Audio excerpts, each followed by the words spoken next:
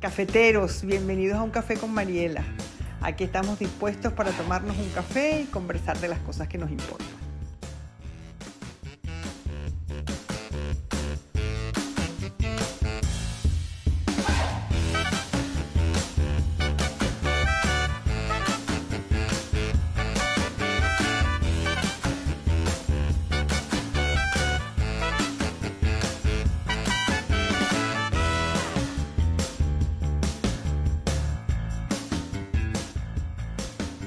Bueno, aquí estamos después de las vacaciones, bienvenidos. Bueno, espero que estén tan descansados como yo. Yo estoy, francamente, tuve unas vacaciones fantásticas. Les cuento que nunca había hecho nada durante tanto tiempo. Nunca me había dedicado tanto tiempo a hacer nada. Bueno, yo les voy a ir contando en qué consiste lo que vamos a hacer hoy y de dónde viene y de dónde sale y por qué se me ocurrió. Resulta que efectivamente me he tomado unas vacaciones mucho más largas de lo habitual. Generalmente me tomo un mes y una semana. Esta vez me tomé un mes y medio. Y por primera vez en mi vida, he viajado sin la computadora, sin el ordenador, sin el portátil. Siempre viajaba con el portátil, porque siempre, independientemente de mi estado de cansancio, de salud, de mi condición física, siempre tenía entre manos un libro, un artículo, una conferencia, algo que tenía que preparar, o me llevaba el portátil por si acaso se me ocurría una de esas ideas brillantes sin las cuales la humanidad no iba a poder subsistir. Además, ¿quién me decía a mí que justo en ese verano, en ese fin de semana, en esa semanita romántica que me había tomado con mi marido, no se me iba a ocurrir a mí algo para completar mis obras completas que están incompletas? Entonces, pues siempre viajaba con el ordenador. Pues es la primera vez en mi vida que viajo sin la computadora, sin el portátil, y la verdad es que no lo he echado de menos para nada, no lo he necesitado para nada y estoy encantada. Bueno, por ahí van saludando y saludando y saludando, y yo encantada de saludar también.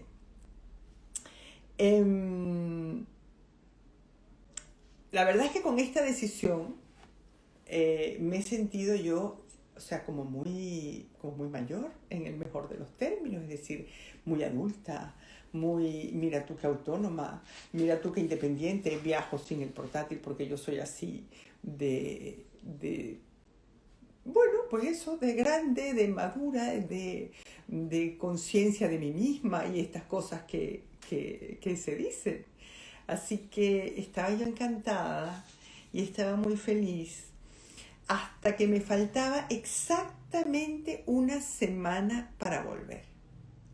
La noche en la que caí en la cuenta de que me faltaba una semana para volver, entré en pánico y dije, horror, solo me queda una semana.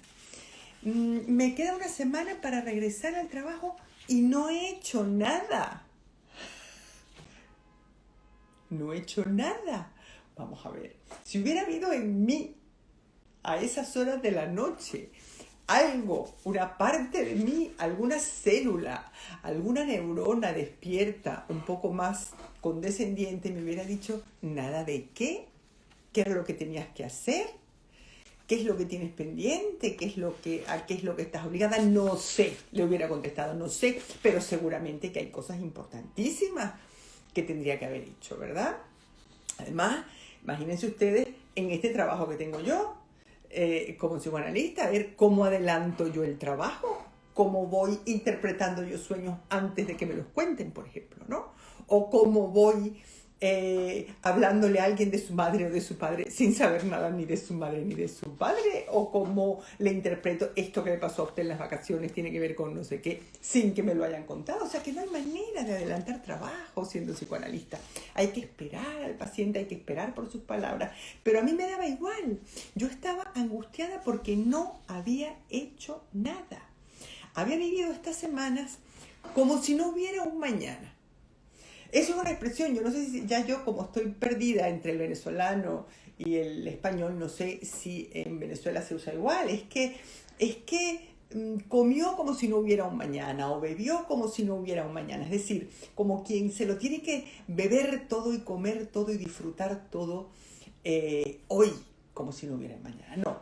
Pero mi mortificación de que había descansado como si no hubiera un mañana es que yo había descansado como si los lunes no existieran, como si el trabajo no existiera, como si yo no fuera una mujer adulta con un trabajo, con unas responsabilidades que tuviera que hacerse cargo de esas responsabilidades y de esas obligaciones. Entonces, estuve torturándome porque ¿cómo es posible que yo viviera como si todo en la vida fueran vacaciones, ¿verdad? Así que el máximo compromiso que tengo yo es este que tengo, aparte de mis pacientes, que no puedo hacerlo por adelantado, es este que tengo de los cafés y que es un compromiso de aquella manera, porque es un compromiso que está sujeto a la libertad. Es decir, yo hago lo que quiero, hablo lo que quiero, cuento lo que quiero, los preparo muchísimo, eso es verdad, pero si puedo hacerlos, los hago, y si no puedo, no puedo.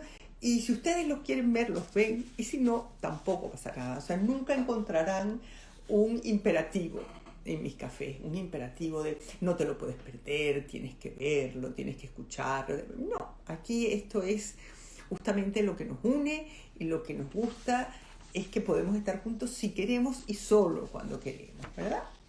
Sin embargo, en esas estaba yo, ¿verdad? En esa mortificación cuando pensé, bueno, ¿y por qué no hablamos de esto?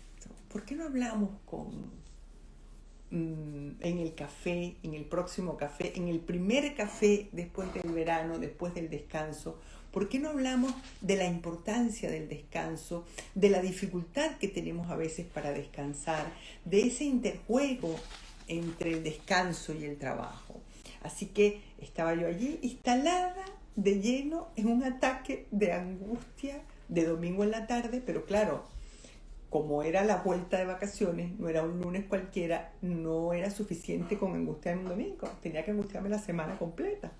Así que esa semana la pasé preparando este café y ya se me quitó la angustia, porque es que así somos. Así que decidí hablar de esto. Y me preguntaba si esto nos pasa a muchos, o si no me pasaba solo a mí. Yo sé que no me pasa solo a mí, porque tengo pacientes, porque tengo amigos, porque tengo amigas y porque sé que nos pasa a muchos y a muchas, ¿verdad?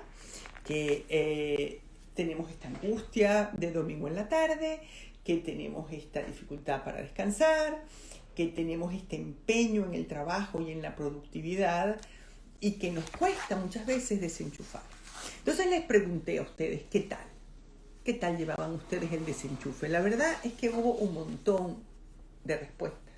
No las voy a contar todas, pero saqué la cuenta, me tomé el trabajo de sacar la cuenta y el 72% no puede desconectar del todo. Y ya no hablamos del teléfono porque lo del teléfono fue radical, porque después pregunté, ¿y del teléfono desconecta? Bueno, ya el teléfono no desconectan sino como dos.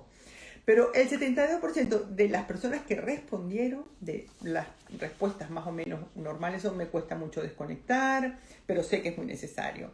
Estoy siempre enchufada, me cuesta desconectar. Buena pregunta, estoy aprendiendo a desconectar, siempre estoy enchufada, me cuesta desconectar. Temazo, imposible hacer un time out, siempre enchufada, enchufada siempre enchufada, me cuesta. Hay algunas privilegiadas que sí, o privilegiados, que sí podían desconectar. Había un bombero, por ejemplo, que no podía desconectar porque es bombero. Pero bueno, pero si no estás de guardia, bombero de mi corazón, puedes desconectar, que no pasa nada, ¿verdad? Pero no, él no podía desconectar. Y eso es importante porque es como si, de alguna manera, quienes no podemos desconectar, nos sentimos bomberos. Es decir, nos sentimos indispensables, nos sentimos que nos necesitan, nos sentimos que tenemos que salvarle la vida al mundo entero y que no podemos darnos el lujo de desconectar. Y ese es digamos, la recompensa que tenemos por ese no desconectar, esa sensación de poder, de importancia. Entonces después pregunté, después de si podían desconectar o no, qué pasaba con el lunes. Eso lo pregunté esta mañana y la verdad es que han respondido quienes han podido. Les cuento más o menos las respuestas, porque vamos a hablar de los lunes. ¿Qué hacen para mitigar esa angustia de domingo en la tarde? Una dice, disfrutar del domingo, cafecito mañanero y una actitud y una actividad que me guste el lunes en la tarde, leer y pasear con mi perra, descansar lo más posible y planificar toda la semana dejándolo escrito, revisar la agenda para ver qué tengo que hacer toda la semana, ir al cine a la última función y llegar a casa agotada, no pensar en el lunes hasta que el lunes llega, disfrutar del fin de semana a tope, me gustan los lunes, encontrarme con el trabajo, conversar, etc. Yo recuerdo que tenía una compañera psicoanalista que una vez un grupo de amigos comentábamos esto y todos decíamos cosas parecidas a estas que contestaron hoy. Y ella de pronto dijo, yo dejo todos los platos del fin de semana sin lavar. Todos los platos. ¿Y eso por qué te sirve? Porque me asomo el domingo en la noche, veo la cocina y pienso, menos mal que soy psicoanalista y mañana solo tengo que ver pacientes. O sea que método hay muchos y ese me pareció a mí muy divertido. El caso es que efectivamente el lunes es un día particular. Entonces yo les voy a leer algo que yo escribí sobre los lunes, sobre ese regreso a la vida después del descanso. Les cuento en qué circunstancias lo escribí y les cuento que se los leo porque esto no se va a publicar en ninguna parte, con lo cual, si no se los leo yo a ustedes, pues se pierde y me da pena que se pierda. Ustedes saben que escribí la novela que se llama La vida son los miércoles y todo el mundo preguntaba, ¿pero por qué los miércoles? ¿Por qué los miércoles? Porque los miércoles es un día así como cualquiera. Sin embargo, los lunes no. Entonces, sobre los lunes escribí. El lunes tiene mala prensa y le cae mal a todo el mundo. Es un día largo que empieza a las 5 de la tarde del domingo.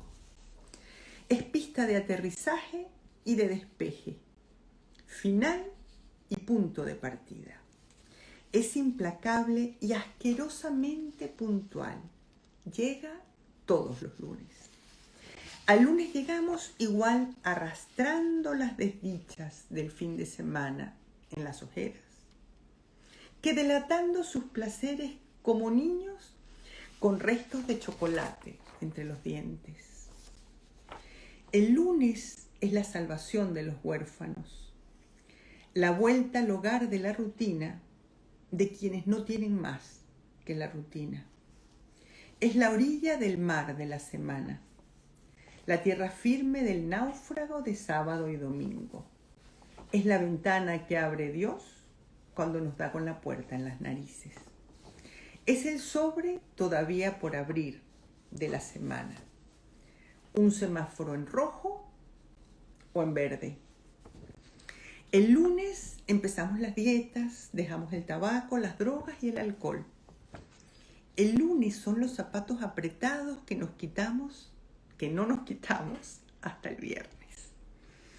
El mosquito de la realidad zumba el fin de semana y pica el lunes. Bueno, hasta aquí esta parte, esta digresión lírico personal que quería contarles sobre los lunes. Entonces, bueno, pensé en el descanso. La primera referencia que tenemos respecto al descanso la tenemos en la Biblia. La tenemos en la Biblia y dice, y al séptimo día descansó, ¿verdad? De manera que Dios crea el universo, el hombre, la mujer, la tierra, los mares, el esto, aquello, se dedica esos primeros 6 días a trabajar y el último día de la creación, porque es que esto es muy importante, es el último día de la creación, lo dedica a descansar. ¿Qué significa esto?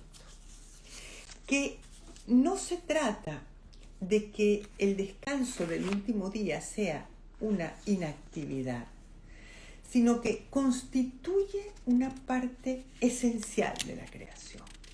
Esto lo dice un filósofo coreano alemán que a mí me encanta, que se llama Byung-Chul Han, y que yo se los he nombrado un montón de veces.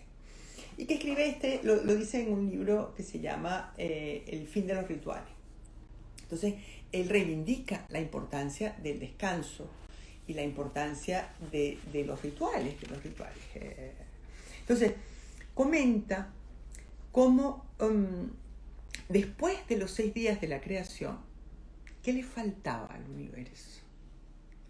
Al universo le faltaba el reposo, le faltaba la nada, le faltaba ese espacio de vacío, de no hacer nada. O sea, como que el universo no estaba terminado hasta que no estaba completado con ese espacio de descanso y de reposo.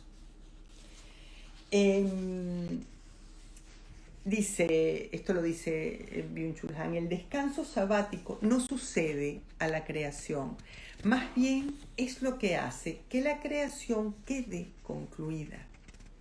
Sin él, o sea, sin este espacio de descanso, la creación estaría incompleta. Yo creo que es importante tener esta idea en la cabeza para permitirnos el descanso como una parte fundamental de la vida.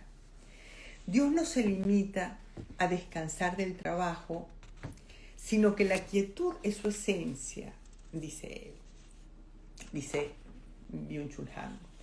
El reposo y el trabajo, dice, representan formas fundamentalmente distintas de existir, pero que de alguna manera se complementan. Lo importante, y esto lo explica él a lo largo del libro, y yo lo retomo, yo lo explico, digamos, con mis palabras, es no supeditar el descanso al trabajo. Es decir, ¿qué es lo que pasa hoy en día? La exigencia de productividad es tal, la exigencia de trabajo es tal, la exigencia de yo puedo, tú puedes, dale que tú puedes, un poquito más de esfuerzo, no descanses, si tú te esfuerzas un poco más lo consigues, etc. Esa exigencia convierte al descanso solamente en un motor de más trabajo. Es decir, voy a descansar para poder seguir trabajando. Yo no sé si voy a ser capaz de explicarles la diferencia entre no es que voy a descansar para poder seguir trabajando, es que para terminar de trabajar, para que se asiente el trabajo que he hecho, el descanso necesita un lugar, el descanso necesita un sitio, un espacio y prácticamente un altar, ¿verdad? Necesitaría el descanso. No es para rendir más y mejor que descansamos. Yo cuando escribía esto pensaba en mi lavadora. A mí quien me vendió la lavadora me dijo, mire, lo importante de la lavadora es que no ponga una lavadora detrás de otra, sino que la deje descansar 2 horas para que ella funcione y para que el motor dure más. Bueno, no somos lavadoras. No somos lavadoras. Para nosotros el descanso no debería ser una forma de seguir produciendo. Por supuesto que el motor se nos estropea si no descansamos. Por supuesto que eventualmente rendiremos mejor si somos capaces de descansar. Pero eso es secundario. El descanso, el reposo, el recogimiento tendría que tener su propio espacio. En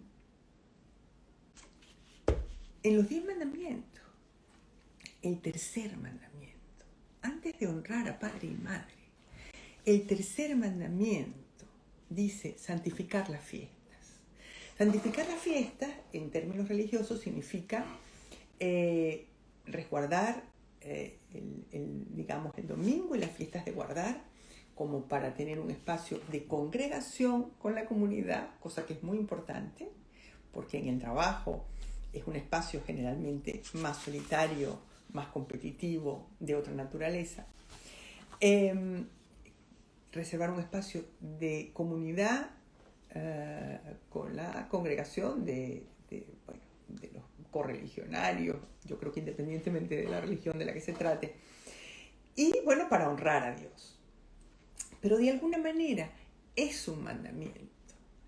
Estamos obligados, es pecado no descansar. Es pecado no descansar. Y Han, porque ya si le voy a decir Byung-Chul Han cada vez pues me confundo. Han explica cómo en la religión católica o en el cristianismo, de alguna manera los periodos de descanso, o en las religiones en general, los periodos de descanso tienen un aspecto cíclico que tiene que ver con la necesidad de descanso de los periodos de trabajo. En la religión católica en particular hay algo narrativo en esas fechas, en esos hitos. O sea, está la Navidad, nace Jesús, hay festividades que suponen un hito en toda la vida, digamos, de Jesús, y de alguna forma le da un elemento narrativo, el agradecimiento, el sacrificio, bueno, hay un elemento narrativo que cuenta una historia. Y dentro de esa historia hay periodos que requieren del recogimiento, que requieren del descanso. Bueno, esto que está recogido, como vimos en la Biblia y en los 10 mandamientos, está recogido en la vida misma. A ver, la siesta, por ejemplo. Todos los animales, todos, alternan a lo largo del día periodos de actividad con periodos de sueño o de descanso y de inactividad. Seguramente nosotros hacíamos lo mismo en otras épocas. En otras épocas quiero decir al principio de los tiempos. Con el tiempo, bueno, pues las exigencias de trabajo son cada vez mayores y los tiempos de descanso se acortan. Además, hay conocidísimas ventajas de la siesta. Las cardiovasculares, la tensión arterial, aumenta la concentración, mejora el estado de ánimo, recargas las pilas. Pero es que, además, el aparato digestivo, o sea, la siesta normalmente la dormimos después de comer, y el aparato digestivo necesita reposo. Esto de vamos a dar un paseo para bajar la comida, muy mal, porque el aparato digestivo necesita reposo para hacer su trabajo. De nuevo, trabajo y reposo están imbricados, es decir, hay algo del trabajo de ese aparato que requiere el reposo del cuerpo. A ver si ahora ya me ven otra vez. Decía que había problemas de conexión, espero que ahora ya me vean otra vez. Dígame alguien si me ven, si sigo aquí. ¡Yujú! ¿Alguien que me conteste? A ver si sigo aquí o no. O si se cortó la conexión. Bueno, siguen subiendo seguidores, o sea que debe ser que sí. Alguien que me conteste. Me mandan saluditos, debe ser que sí. Bueno, sí, mandan corazoncito. Ok, eso supongo que es que sí. Bueno, y esto de la siesta y del descanso pasa más allá de la siesta y del descanso, por ejemplo. Les digo las cosas así por encima que yo he revisado. En el yoga, quienes hacen yoga saben que la última de las posturas, que se llama Savasana, es una postura de descanso. Se hace, y para quienes hacen yoga es una postura muy, muy importante. Se hace tumbado en el suelo, boca arriba, con las manos,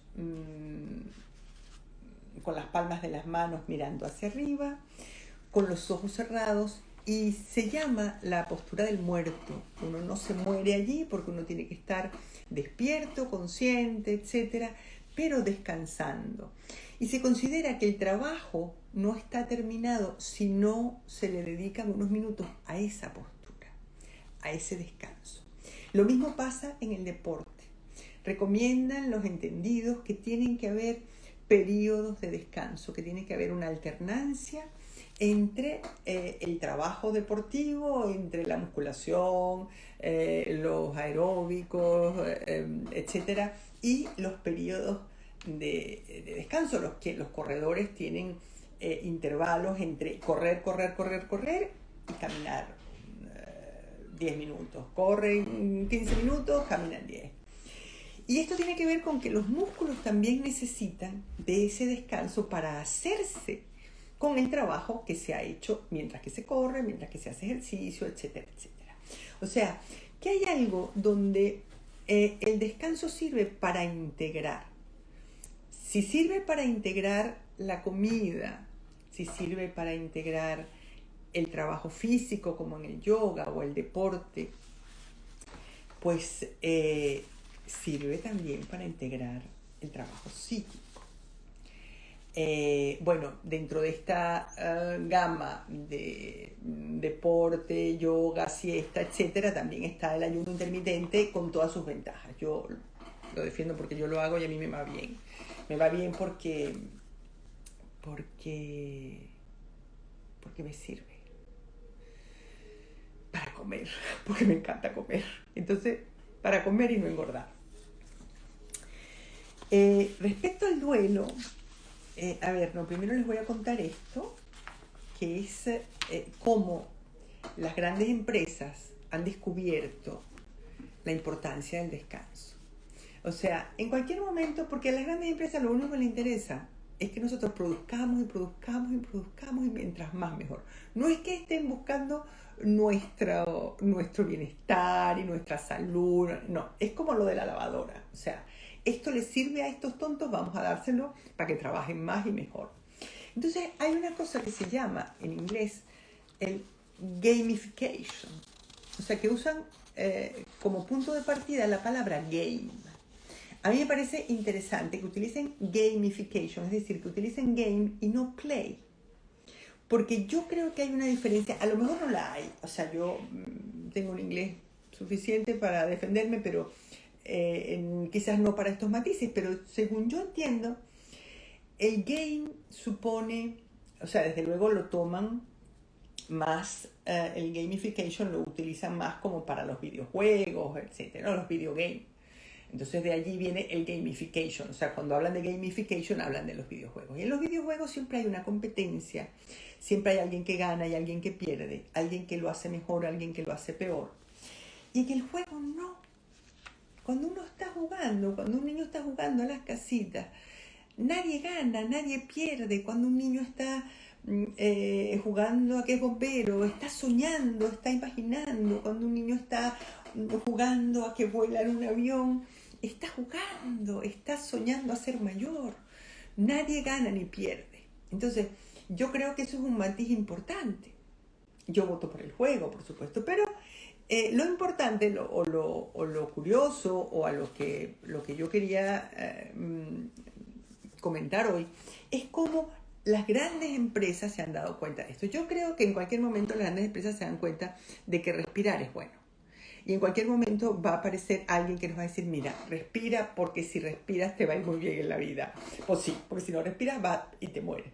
Es verdad que quienes saben de respiración, o sea, los budistas, los que meditan, lo que no sé cuánto, pues le dan una importancia tremenda a la respiración. Pero es que es como si las cosas que tendrían que ser naturales en el ser humano, como estos periodos animales de descanso y de actividad que hay en todos los animales, se han convertido en lujos, en verdaderos lujos. Y entonces hay que hacer un curso de respiración. Y nosotros vamos a tener que hacer un curso de descanso. Entonces, bueno, mientras que hay el curso de descanso, las grandes empresas tienen sus zonas de gamification.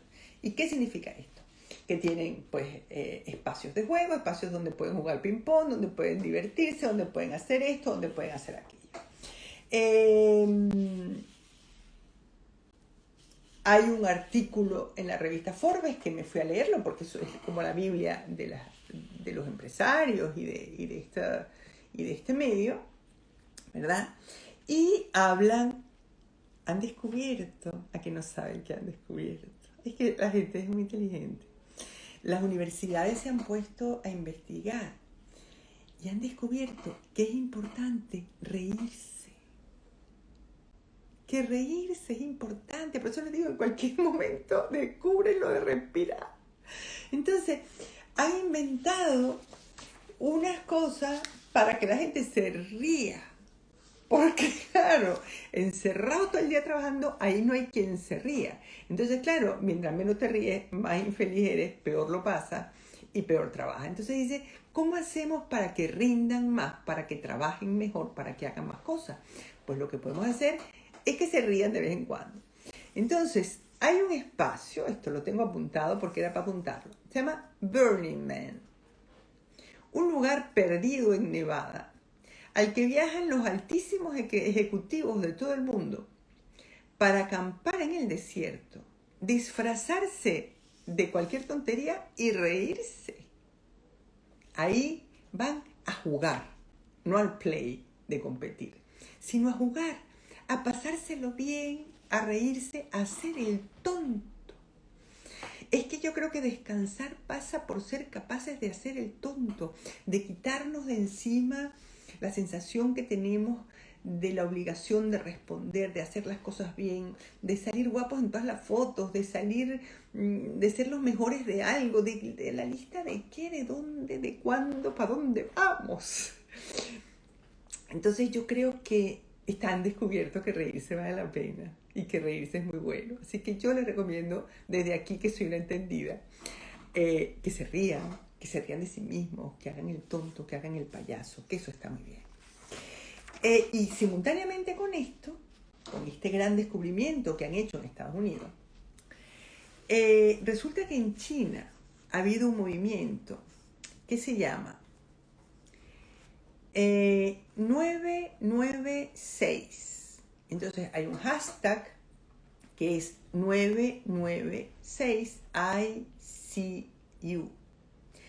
996 significa que trabajan de 9 de la mañana a 9 de la noche durante 6 días a la semana. Es decir, solamente tienen un día a la semana de descanso. Y el ICU tiene que ver con las siglas de Intensive Care Unit, o sea, de unidades de cuidados intensivos. O sea que con esa vida de 996 van a terminar todos en la unidad de cuidados intensivos. Y ahí, si ustedes buscan el hashtag, pues básicamente son chinos los que protestan por este régimen terrible de trabajo. Bueno, el Jack Ma se llama, el dueño de Alibaba, dice que no entiende, que tendrían que sentirse afortunados de poder trabajar tanto tiempo, si no hay nada mejor que el trabajo. Bueno, hay gente que piensa así de verdad, no solamente los jefes, hay gente que piensa que verdaderamente no hay nada mejor que trabajar y que trabajar todo el día y mientras más mejor.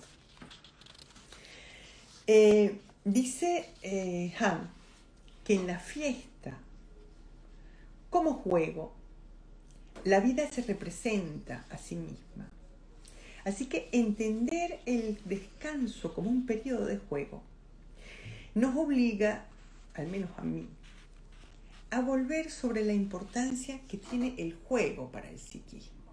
A ver, para Freud, el psiquismo tiene que vérselas, está permanentemente jaloneado entre el principio del placer y el principio de realidad.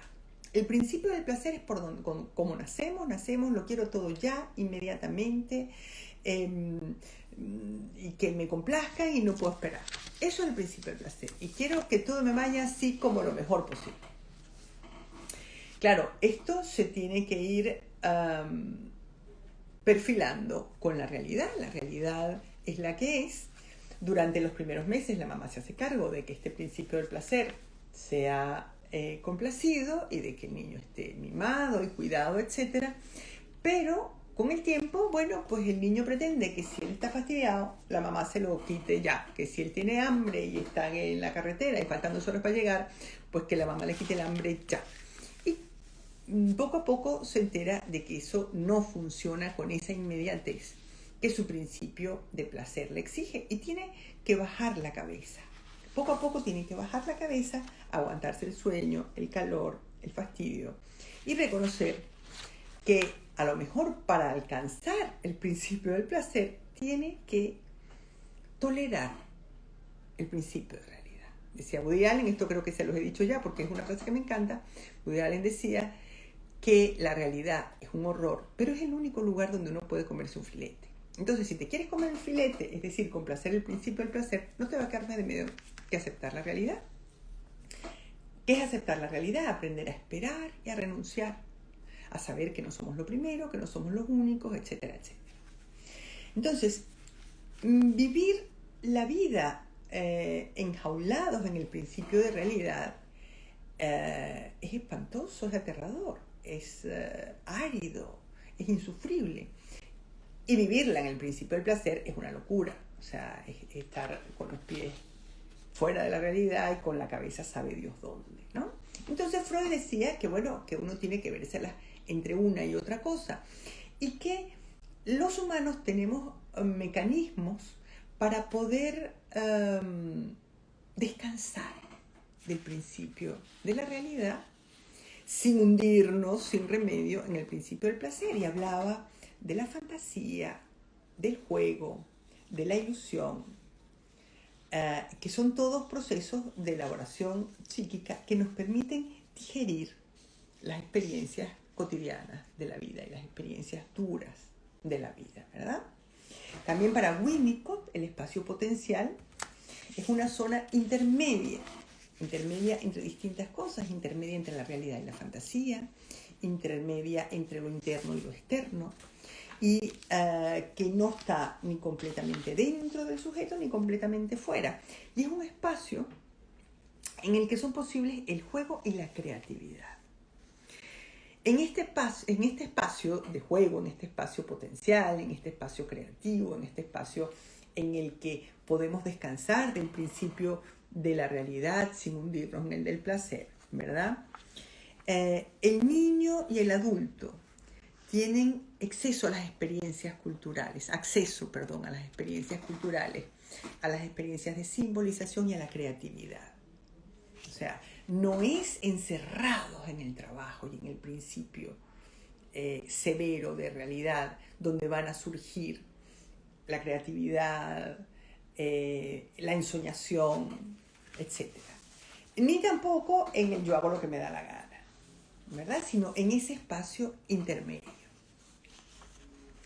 Curiosamente, Freud siempre hablaba del trabajo psíquico. Para Freud, todo lo que hacía el psiquismo era un trabajo. Y habla, por ejemplo, del trabajo del sueño, del trabajo del chiste y del trabajo del duelo. Yo del duelo les quería decir alguna cosa.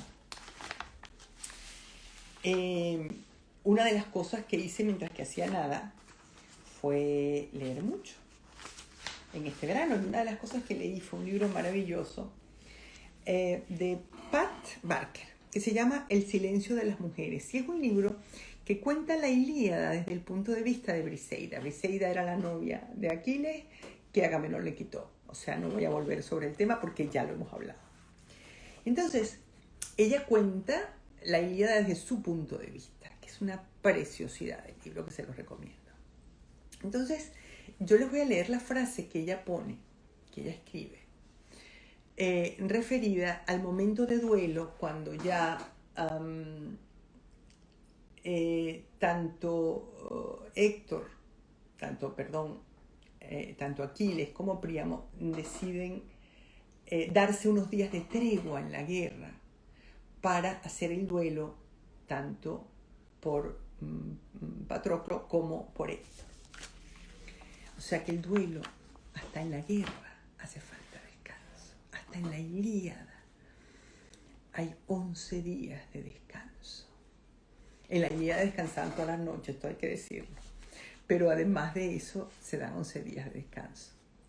Entonces dice ella, después de 9 largos años de sangre y guerra, estos 11 días de paz resplandecientes, los recuerdo como un tiempo extraño, un tiempo fuera del tiempo, algo parecido a vivir en el hueco de la ola que rompe. O sea, eso es precioso, porque verdaderamente hay algo en el descanso, hay algo en el descanso del duelo que lo hace vivir a uno como en una cápsula, en el hueco de la ola que rompe. O sea, uno no está en plena ola, uno no está en la cresta de la ola, uno no está recibiendo la ola que rompe sobre nosotros, sino que está como acurrucado, como guarecido en ese hueco de la ola que está por romper y que es el duelo.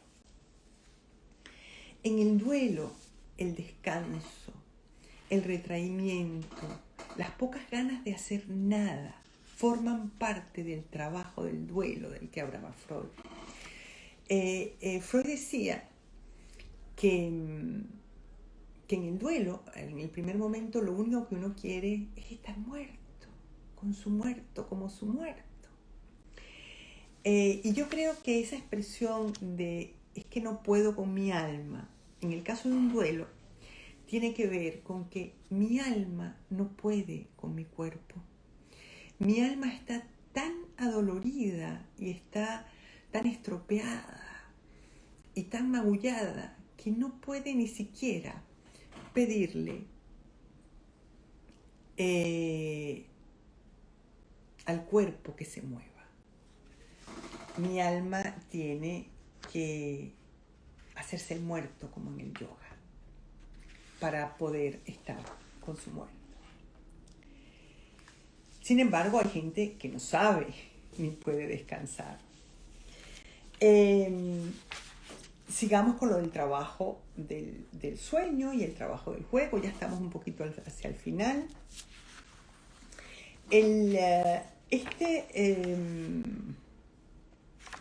Descanso, de alguna manera, también este descanso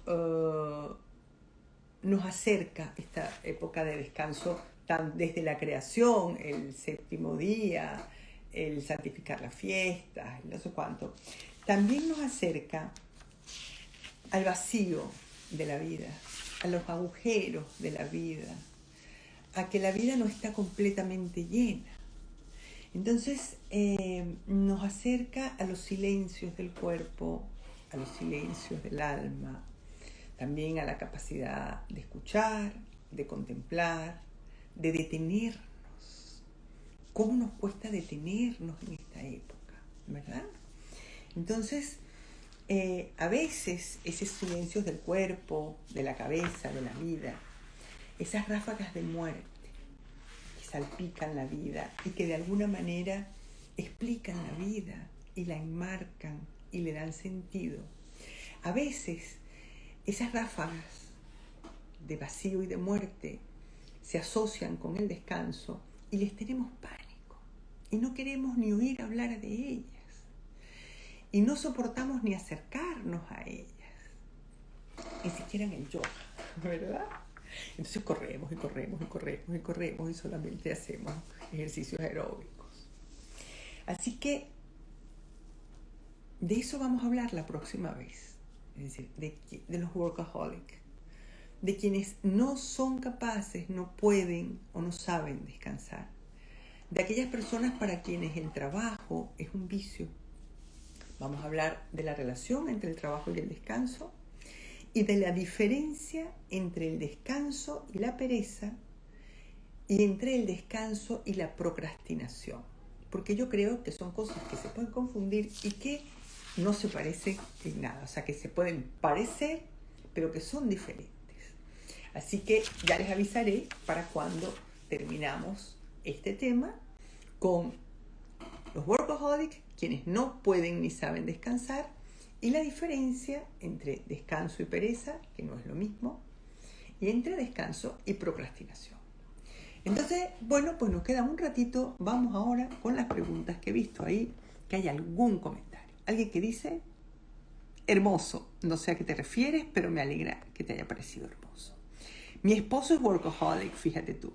No descansa, utiliza el trabajo como excusa para no enfrentar los problemas, miedos, traumas, lo utiliza como justificación. Lo hago para proveer, cumplir con mi familia. Bueno, de todo eso vamos a hablar el próximo día, porque tu esposo no es el único. ¿Quién fue que me cuenta esto? Lo curan. Bueno, pues a ver si lo curan algunos. A ver, ¿quién más comenta algo? Sí, perfecto. Todo bien. Te vemos perfectamente. Ah, fíjate, no se veía. Regresé y no se veía, no me llegaban a mí esos mensajes. Ven perfectamente, muy bien. Recuerdos desde Alemania. La Navasana es lo máximo, restaura, relaja. Eso es Mónica Castillo, que debe saber más de yoga que yo. Yo hago pilates. A ver, ¿qué más? Y van a consumir productos que dan risa. Sí, van a consumir productos que dan risa, porque todo tiene que ver con lo mismo. Con consumir, consumir, consumir y producir. Qué bueno el descanso, el juego y las risas. Sí, señor. En el caso de las mamás, pensar en el descanso como tal lo veo difícil y a veces es muy agotador. Imagino que cuando crezcan será más fácil. Del trabajo es más fácil descansar y desconectar.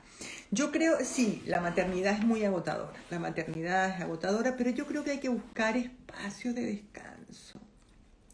Los niños eventualmente van a la guardería, van al colegio, tienen extraescolares y hay que buscar en esos espacios de descanso y espacios de descanso con los niños también, que no todo sea educar, no sé qué, sino espacios de risa, de juegos, de diversión, de juego, no de game, de juegos. Pero sí, es difícil, fantástica, excelente charla, Mariela, muchísimas gracias. Vamos a seguir porque por aquí arriba había cosas que yo no había visto. A ver si puedo llegar arriba. Muy poquito a poco.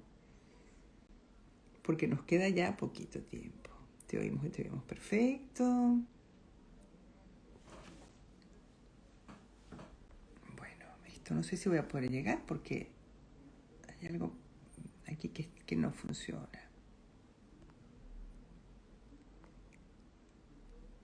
¿Cómo descansar la mente? Dejar de pensar en las situaciones. Sí, bueno, eso es difícil a veces, dejar descansar la mente. Yo me acuerdo que mi mamá sufría de insomnio y decía, dígame esa gente que te dice, quítate los pensamientos que te preocupan de la cabeza, como si eso fuera tan fácil. Pues no es tan fácil descansar la mente. No es tan fácil descansar la mente porque nos perseguimos, nos aturrullamos, nos exigimos enormemente, somos unos jueces implacables con nosotros mismos. Entonces, descansar la mente es como descansar de nosotros mismos. A ver si somos capaces de descansar de nosotros mismos. Hermoso, gracias. No sé a qué se refieren, a lo mejor a lo de los lunes. Feliz de estar aquí en vivo, qué bien, me alegra, Virginia. ¿Quién más? Por yo había visto algo que era, hiciste muy bien en descansar. Hola, llegué, Mónica, tan bella. Bueno, yo creo que por aquí no hay nada más. Felicidades, ese logro, sí, el logro de haber podido no sacar el ordenador. Yo creo que por aquí ya no hay nada más. No sé si hay más preguntas por aquí abajo. Voy a ver si han escrito algo nuevo. La autoexigencia es implacable. Sí, señor. Cierto, Mariela. Criar a través del juego y la diversión es mucho mejor. Sin ninguna duda. ¡Ay, Verónica, qué tal! Ustedes los Raskin saben de eso. Y sí, sin duda. Yo creo que si no, la maternidad se convierte en un peso tan grande. Tan insufrible. ¿Cómo descansar de la mente? ¿Lo montarás en el feed? Sí, lo montaré en el feed y ahí lo tendrán. Y yo espero que la semana que viene, el miércoles de la semana que viene, podamos terminar con este tema. Porque ya está listo, ya está escrito todo lo que tiene que ver con la procrastinación, la pereza y el descanso, etcétera, y el workaholic. Y me da pena que se quede allí. Entonces, igual nos vemos pronto. Bueno, los quiero. Y ya de vuelta a ver qué tal y cómo nos va con esto del descanso y del trabajo este año. Yo espero que todos hayan tenido, quienes hayan tomado vacaciones, un descanso reparador. El mío lo ha sido y lo agradezco. Bueno, pues nada, un abrazo. Hasta la próxima. Bueno, llegó la hora de despedirnos. Gracias por acompañarme en este café y nos vemos en el próximo. Este espacio ha sido posible gracias a mis cómplices Corina Michelena y Al Cubo.